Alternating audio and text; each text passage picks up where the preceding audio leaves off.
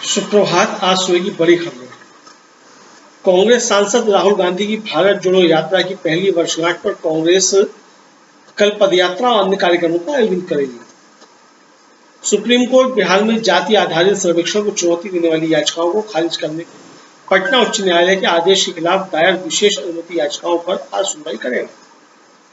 संयुक्त राष्ट्र महासचिव एंटोनियो गुटेरेस ने केन्या की राजधानी नैरोबी में अफ्रीकी जलवायु शिखर बैठक को संबोधित करते हुए विकसित देशों, वित्तीय संस्थाओं और टेक्नोलॉजी कंपनियों से अफ्रीकी नवीकरणीय ऊर्जा में निहित संभावनाओं को साकार करने का आग्रह किया है। यूएन प्रमुख ने जोर देकर कहा कि भारत को एक नवीकरणीय ऊर्जा महाशक्ति बनाने के लिए एकजुट प्रयास किए जाने होंगे। अपने सम्मेलन में यूएन प्रमुख ने सचेत किया कि अत्यधिक गर्मी, बाढ़ के प्रकोप और विनाशकारी सूखे समेत जलवायु संकट के प्रभावों से जूझ रहा अमेरिकी महाद्वीप 4% से कम कार्बन उत्सर्जन के लिए जिम्मेदार है। उन्होंने कहा कि इस क्षेत्र में विकास पर आघात हो रहा है और हर ओर लोग भू विस्थापन की मार झेल रहे हैं। संयुक्त राष्ट्र की शरणार्थी एजेंसी यूएनएचसीआर और 64 अन्य मानवीय सहायता व राष्ट्रीय नागरिक समाज संगठनों ने सूडान में हिंसक टकराव से जान बचाने के लिए पड़ोसी देशों में शरण लेने वाले लोगों को अति आवश्यक सहायता पहुंचाने $1 अरब की अपील की है। यूएनएचसीआर का अनुमान है कि वर्ष 2023 के अंत तक सूडान के 5 पड़ोसी देशों में सहायता व संरक्षण की तलाश में लोगों की संख्या 18 लाख के आंकड़े को पार कर सकती है। सूडान से बड़ी संख्या में लोग मध्य अफ्रीकी गणराज्य चाद, मिस्र, इथियोपिया और सूडान पहुंच रहे हैं, जहां यह संकट शुरू होने से पहले ही लाखों लोग विस्थापित रह रहे थे। 20वें आसियान भारत शिखर सम्मेलन और 18वें पूर्वी एशिया शिखर सम्मेलन भाग लेने के लिए प्रधानमंत्री नरेंद्र मोदी आज से इंडोनेशिया की 2 दिन की यात्रा पर रहेंगे। दोनों शिखर सम्मेलन इंडोनेशिया के जकार्ता में होंगे। कल शाम विदेश मंत्रालय में सचिव सौरभ कुमार ने नई दिल्ली में पत्रकारों को बताया कि 20वां आसियान भारत शिखर सम्मेलन विशेष है, क्योंकि पिछले साल भारत आसियान संबंधों की साझेदारी के बाद यह पहला शिखर सम्मेलन है। कल नई दिल्ली में आयोजित समारोह में राष्ट्रपति द्रौपदी मुर्मू ने 75 चयनित शिक्षकों को राष्ट्रीय शिक्षक पुरस्कार प्रदान किए। इसमें से 50 स्कूली शिक्षक, उच्च शिक्षा विभाग के 13 शिक्षक तथा कौशल विकास और उद्यमिता मंत्रालय के 12 शिक्षक शामिल हैं। इस साल से उच्च शिक्षा विभाग तथा कौशल विकास और उद्यमिता मंत्रालय के शिक्षकों को भी राष्ट्रीय शिक्षक पुरस्कार के दायरे में लाया गया है। राष्ट्रपति ने इस अवसर पर कहा कि महिला सशक्तिकरण के लिए बालिकाओं और महिला शिक्षकों को प्रोत्साहन देना बहुत आवश्यक है। भारतीय क्रिकेट कंट्रोल बोर्ड ने आगामी विश्व कप 2023 के लिए 15 सदस्यीय क्रिकेट टीम की घोषणा कर दी है। अजित आगरकर के नेतृत्व वाली चयन समिति ने मुंबई में टीम के सदस्यों के नाम घोषित किए।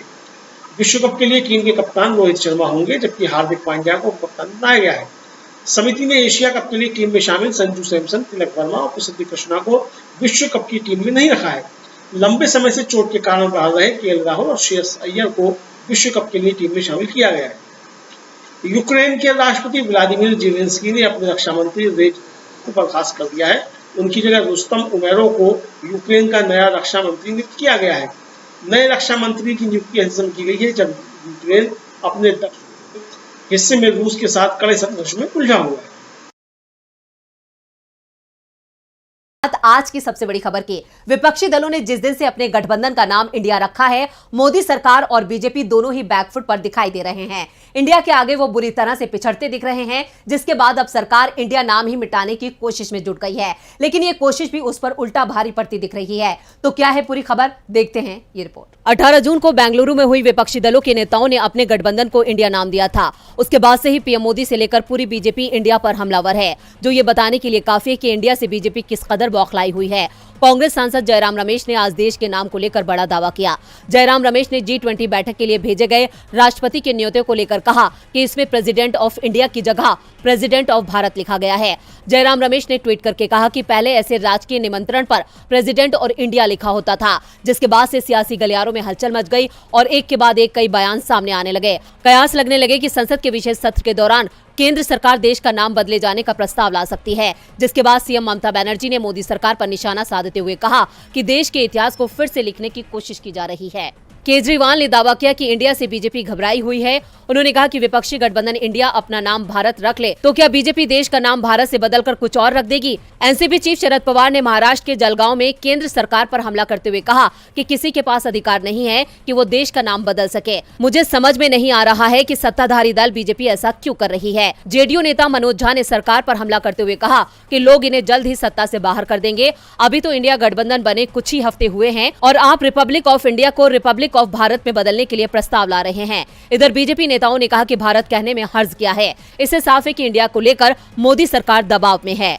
इंडिया की बढ़ती ताकत से पीएम मोदी और बीजेपी मुश्किल में है। वहीं सुप्रीम कोर्ट जम्मू कश्मीर की मुश्किलें जल्द कम करने वाला है। मोदी सरकार के अनुच्छेद 370 को हटाने के फैसले के खिलाफ सुप्रीम कोर्ट में 20 याचिकाएं दाखिल की गई थी, जिस पर पिछले 16 दिनों से सुनवाई जारी है। वहीं आज कोर्ट ने इस मामले पर अपना फैसला सुरक्षित रख लिया। तो अदालत में केंद्र और याचिकाकर्ताओं ने क्या रखा अपना पक्ष, देखते हैं ये रिपोर्ट। मोदी सरकार ने जब से अनुच्छेद 370 को लेकर फैसला सुनाया है, तब से इसका विरोध किया जा रहा है। जहां एक तरफ घाटी से लेकर दिल्ली तक इस पर सियासत गरमा रही है, तो वहीं इस मामले पर सुप्रीम कोर्ट में सुनवाई हो रही है। चीफ जस्टिस की अध्यक्षता वाली 5 जजों की संविधान पीठ ने 16 दिन तक दोनों पक्षों की जिरह सुनी और आज फैसला सुरक्षित रख लिया। इस दौरान दोनों पक्षों ने संवैधानिक पहलुओं से लेकर ऐतिहासिक घटनाक्रम पर चर्चा की। दरअसल 5 अगस्त 2019 को संसद ने जम्मू कश्मीर को अनुच्छेद 370 के तहत मिला विशेष दर्जा खत्म करने का प्रस्ताव पास किया था। साथ ही राज्य को 2 केंद्र शासित प्रदेशों जम्मू कश्मीर और लद्दाख में बांटने का फैसला लिया गया था। इस फैसले को सुप्रीम कोर्ट में 20 याचिकाओं के जरिए चुनौती दी गई थी। अब इस मामले को चीफ जस्टिस DY चंद्रचूड़ की अध्यक्षता वाली संविधान पीठ सुनवाई कर रही है। वहीं केंद्र ने कोर्ट को बताया कि अनुच्छेद 370 को बेअसर करने का फैसला राष्ट्र हित के साथ साथ जम्मू कश्मीर के लोगों की भलाई के लिए भी लिया गया था।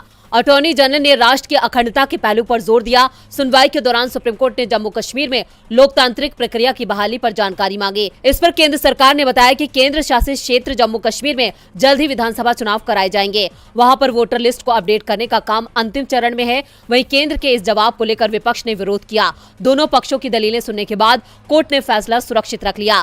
अब देखना होगा कि अगली सुनवाई के दौरान कोर्ट अनुच्छेद 370 को लेकर दायर की गई याचिकाओं पर क्या फैसला सुनाता है। 370 को लेकर क्या होगा सुप्रीम कोर्ट का रुख, इस पर देश और दुनिया की नजरें हैं। नजरें तो आज सुप्रीम कोर्ट के एक और आदेश पर थी। विधानसभा का चुनाव हो या फिर लोकसभा का, लोग जब वोटिंग के लिए मतदान केंद्र पहुंचते हैं तो उनका नाम ही वोटिंग लिस्ट में नहीं मिलता है। इसे लेकर कई बार तो हंगामे के हालात बन जाते हैं। अब इस मामले में सुप्रीम कोर्ट ने चुनाव आयोग को सख्त निर्देश दिए हैं। तो क्या है कोर्ट के निर्देश, देखते हैं ये रिपोर्ट। चुनावों के समय लोगों की सबसे ज्यादा शिकायत वोटिंग लिस्ट को लेकर होती है। वोटिंग लिस्ट से अचानक ही नाम गायब हो जाते हैं। मतदाता जब पोलिंग बूथ पर पहुंचता है तब पता चलता है कि उसका नाम ही वोटिंग लिस्ट में नहीं है और ऐसा सबसे ज्यादा दलित और मुस्लिम समुदाय के साथ होता है। ऐसे में वोटिंग लिस्ट को लेकर अब सुप्रीम कोर्ट ने चुनाव आयोग को सख्त निर्देश दिए हैं। कोर्ट ने कहा कि वोटर लिस्ट से बिना जांच किए किसी का नाम अब नहीं हटाया जा सकता। किसी के कहने पर किसी भी व्यक्ति के नाम को मतदाता सूची से हटाए जाने पर कार्रवाई की जाएगी। नाम हटाने से पहले नोटिस देना होगा, वेबसाइट पर इसे डालना होगा जहां लोग आसानी से अपना नाम वोटिंग लिस्ट में चेक कर सकें। सुप्रीम कोर्ट ने यह फैसला देश भर में बड़े पैमाने पर वोटर लिस्ट से वोटरों के नाम गायब होने की खबरों के बाद दिया है। जिन मतदाताओं के नाम मतदाता सूची से गायब पाए गए हैं उनमें से अधिकांश अल्पसंख्यक और वंचित समुदाय से हैं। एसोसिएशन फॉर डेमोक्रेटिक रिफॉर्म यानी ADR के जगदीप चौकर ने कहा कि जन प्रतिनिधित्व अधिनियम 1950 और मतदाता पंजीकरण नियम 1960 के अनुसार किसी भी मतदाता का नाम उचित प्रक्रिया के बिना मतदाता सूची से नहीं हटाया जा सकता। सुप्रीम कोर्ट ने भी अब साफ कर दिया है कि कोई भी मतदाता इस प्रक्रिया से वंचित नहीं रहना चाहिए। आपको बता दें कि पिछले साल यूपी में हुए विधानसभा चुनावों के दौरान सपा तो इसे लेकर कोर्ट तक चली गई थी। पार्टी ने दावा किया था कि हर विधानसभा सीट पर करीब 10% अल्पसंख्यकों का वोट काट दिया गया था, जिस कारण से पूरा चुनाव परिणाम ही बदल गया।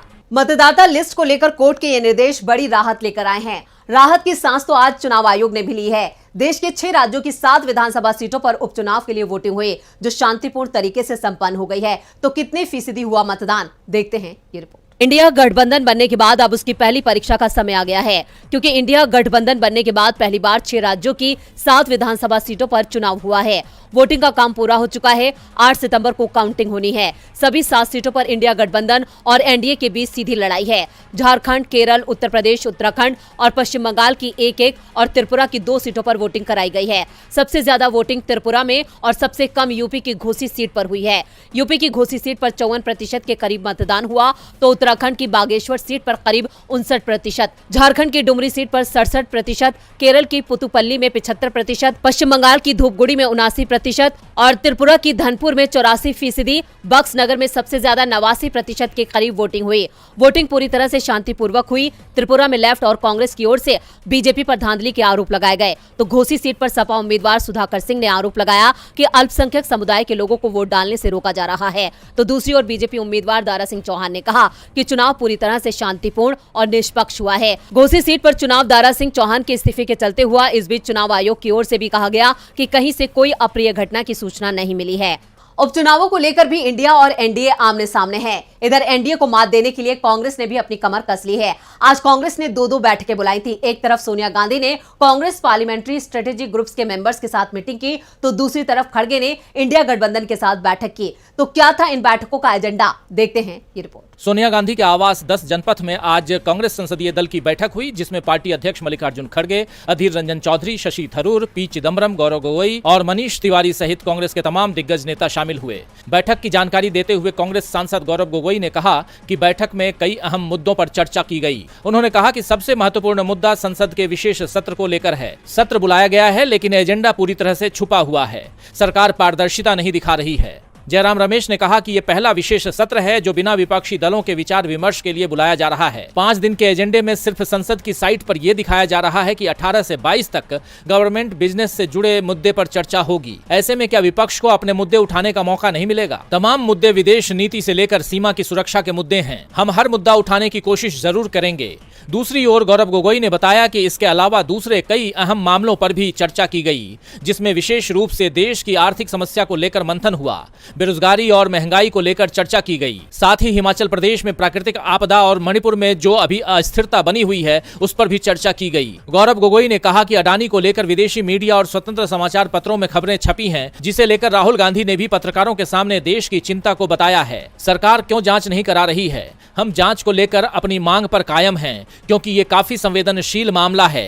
कांग्रेस सांसद ने कहा कि बीजेपी की विभाजनकारी एजेंडे के चलते देश में कई जगह अस्थिरता के हालात हैं। नूह सहित देश के कई स्थानों पर टकराव के पीछे बीजेपी का एजेंडा है। 2024 में इंडिया एनडीए पर भारी पड़ने वाला है। इधर एमपी में बीजेपी नेताओं की नाराजगी बीजेपी पर भारी पड़ने वाली है। उमा भारती का दर्द तो उनके बयान में झलक ही रहा था, और अब उमा के साथ पूर्व लोकसभा अध्यक्ष का दर्द भी सामने आ गया है। क्या है पूरी खबर, देखते हैं ये रिपोर्ट। मध्य प्रदेश विधानसभा चुनाव का ऐलान 1 से 1.5 महीने में होना है।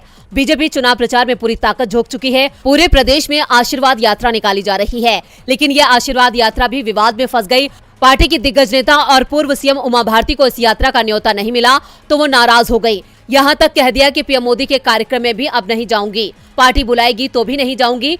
बीजेपी उमा भारती को मनाती उससे पहले पूर्व लोकसभा अध्यक्ष सुमित्रा महाजन की नाराजगी सामने आ गई है। इंदौर से लगातार 7 बार लोकसभा का चुनाव जीतने वाली सुमित्रा महाजन भी अपनी पार्टी से नाराज हो गई हैं। उन्होंने कहा कि जो लोग बीजेपी छोड़कर जा रहे हैं उनके लिए मैं कुछ नहीं कह सकती, लेकिन जो लोग सालों से बीजेपी में हैं और पार्टी के लिए काम करते आए हैं उन्हें पार्टी में इज्जत और सम्मान मिलना चाहिए। ऐसे लोगों की नाराजगी जायज है और इनमें मैं भी शामिल हूँ। साफ है, सुमित्रा महाजन ने अपनी नाराजगी का एहसास पार्टी को करा दिया है। महाराज की इंदौर में जबरदस्त पकड़ है। ऐसे में विधानसभा चुनावों से पहले उनकी नाराजगी बीजेपी पर बहुत भारी पड़ सकती है। महाजन 16वीं लोकसभा, जिसका कार्यकाल 2014 से 2019 तक रहा, उसमें लोकसभा अध्यक्ष रही थी, लेकिन 2019 के लोकसभा चुनाव में पार्टी में उम्र का हवाला देते हुए सुमित्रा महाजन को टिकट नहीं दिया था और महाजन ने भी पार्टी के फैसले को स्वीकार कर लिया था। लेकिन अब उनकी नाराजगी खुलकर सामने आ गई है, जिसका बीजेपी को बड़ा नुकसान हो सकता है।